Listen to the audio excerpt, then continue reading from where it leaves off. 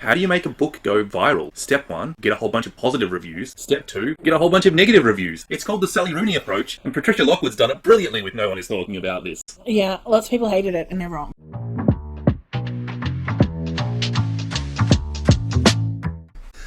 This lady is sort of living this online world, and she makes these observations about humanity and society. Like we all do. But she does them in the forms of tweets and Facebook posts and memes, and they're all really quite funny and interesting, and they say stuff. And then we go from this very online portal world. More and more of her real life seeps into this novel, and what happens is that events that are quite personal and tragic take her out of this online community. And so we sort of have the coming together of these two worlds. And we have this quite sad tale in the end, don't we? Yeah. Let's discuss the readability of this novel. Our readability scale has 5 levels. The easiest books have training wheels. The conversational books, these have an accessible style. Bookish is the middle of the scale, and these books are suited to regular readers. The next level is bibliophile. These books are quite complex. And then at the top of our scale is Rosetta Stone. These books are academic. I think that this one is one that it might actually vary from person to person depending on how you consume. Yeah, I think that if you're well versed in the internet, then this is a conversational book. Yeah. But if you're not, then it might be a bit more bookish. I think for somebody who is not a bookish person that does go online, that this is a relatively easy conversational read, and that is, you know, if you're worried about reading a work of literary fiction, but you've got a rich online life, then you'll be fine. If you're an avid reader and don't know tweets from or even if you're not an avid reader, if you just it's a very different form of media to consume. But I don't think it's a hard book to consume, so I would put it in conversational, but other people might push it up towards bookish. I wouldn't say it's higher than bookish though. Yeah. Who would like it? Well, me.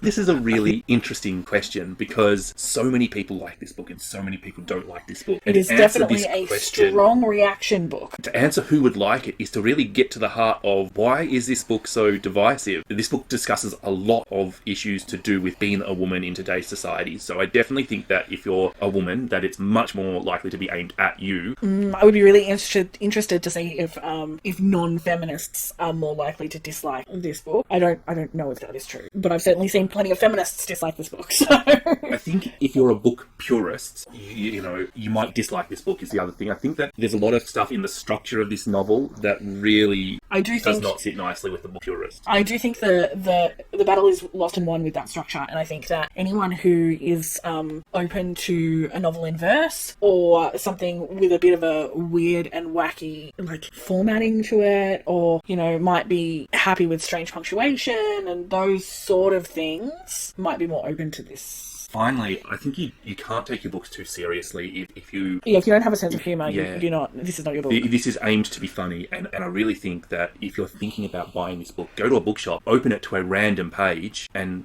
see if you laugh. Yeah. Don't read too far back, because it does change tones a little bit. Towards the end, it gets a bit more serious. But even in the serious bits, I think it does really keep the humour up. In fact, it gets quite bleak in its humour. It does. It's a very whimsical novel, but the whimsy does not take away from not at all. The quality of it, I don't think. I think a lot of people talk about this as an internet book, and I think that the internet is actually the setting for part of this book, for a good chunk of this book, and creates a level of atmosphere around that setting that is not often committed to, and that doesn't change, for me, that didn't change what the book was about, and it didn't change what was being discussed. It was purely the setting, and I thought it was depicted in a way that was new and interesting. Yeah, I definitely... It's one of the few times that I found setting to be a positive in a book, but like such a strong focus on setting, a positive. Yeah. Well, I want to go into the writing next, and I think there is no better way to discuss the writing and to demonstrate whether you will like this book or not than to read it. Lockwood's writing in these little snippets, and they all say something about a different aspect of society, and they're relatively easy to understand, but they're also quite funny. So this is the example I've got here. How are we supposed to write now that we could no longer compare anything to a phantom limb? Was the phrase, the braille of her nipples, be absolutely retired? Were we just never to say that somebody inclined her head like a geisha ever again? Could we not call the weather bipolar without risking the prism of popular opinion? Not imply that birdwatchers are autistic? Could we not say that Crescent Moon was as slender as a poor person? Not say the sun crashed inevitably into the mountain like a woman driver? Take all shade and strength coffee away if we could no longer hold it up to the people's faces. So I think she's really pushing the line with what she's saying there. She's really trying to be controversial without stepping over the line, and she's walking it quite closely. I think she steps over the line multiple times, but she's saying, look, this is where the line is. Look, watch me step over it. Look, you're not supposed to do this. Yes. Here's the line.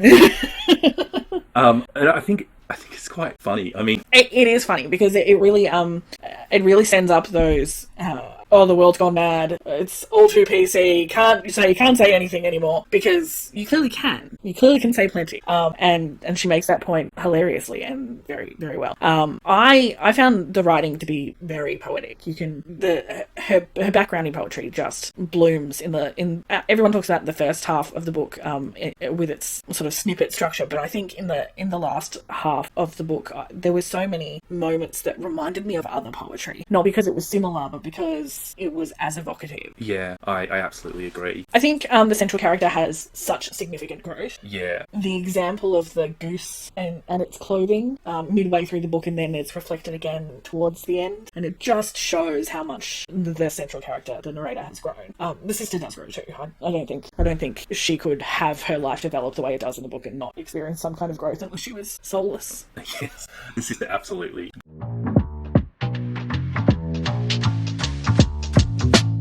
Yeah.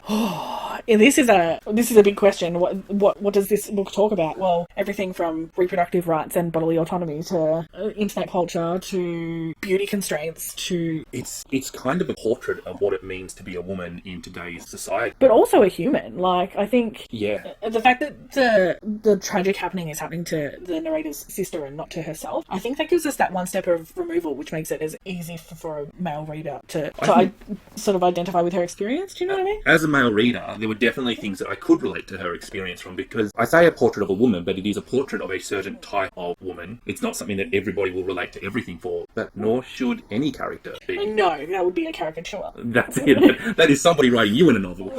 But I could definitely relate to bits that Lockwood was talking about, and I think that everybody will be able to relate to something that happened in this novel.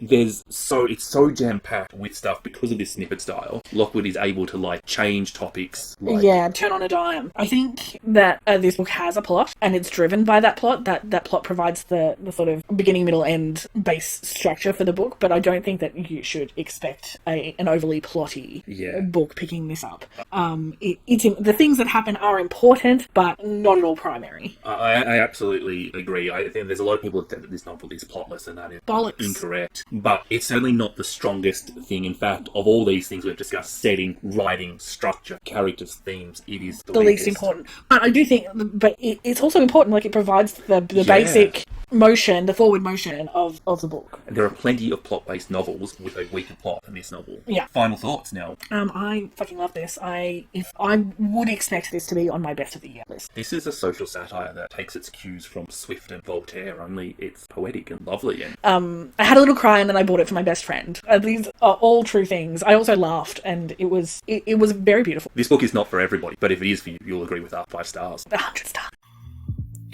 No one is talking about this. Is it even a novel? We have that discussion in our next video.